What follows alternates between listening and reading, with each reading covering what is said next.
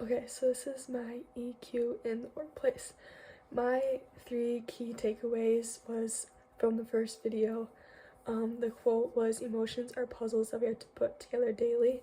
And a lot of people think that like emotions are just kind of black and white, but in reality it's just a lot more than that, and you have to kind of like piece it together to show like how your day went and like why you're feeling what you're feeling. Another one was, one way to deal with tough emotions is to think of something you are grateful for, which is something I kind of do. Like if you're like failed a bad test, or like you found out that your friend did something that you really didn't like instead of like feeling sad or angry, like you can think of something you're grateful for, like your family or your friends that are treating you good, and that can kind of like not take away the anger, but like just make it a little bit easier to deal with. And the last thing was, humans always assume the worst case scenario because we do not want to be disappointed by an outcome with false hope. And I've kind of done that for a while. Like I would just kind of think of like not the worst case scenario, but I just didn't set high hopes for something just in case like it didn't come through. But I can improve on that by like setting a goal for myself and having like hope that that will happen, and hopefully it does. So the definition of EQ, according to the first video, was the ability to understand your emotions and respond to them effectively.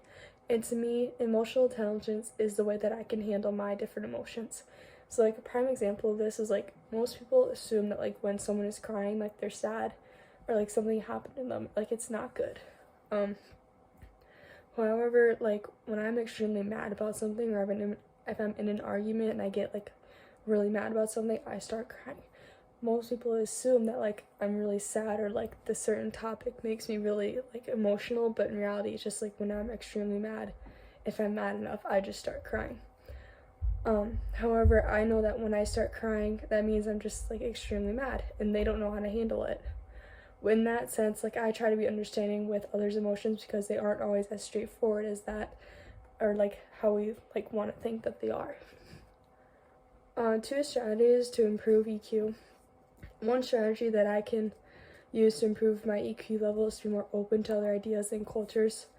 That's kind of like what I said in my first essay. I have like a tendency to believe my thought process is like the only correct way of thinking, and I am often closed off to other people's and their like thought processes.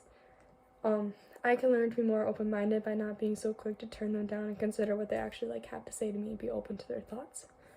Another strategy I can use to improve my EQ is to make sure I consistently read the room and understand how to react to what is going on.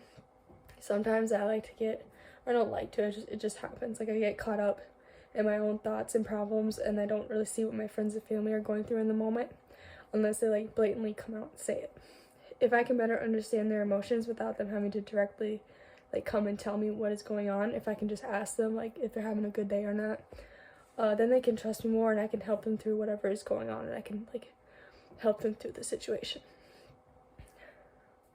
EQ is important in the workplace because you need to understand for the most part what somebody's going through. Obviously you don't have to know every detail of the situation, but having a basic idea and showing empathy towards them improves both your EQ and really like their day overall, and like it helps build trust.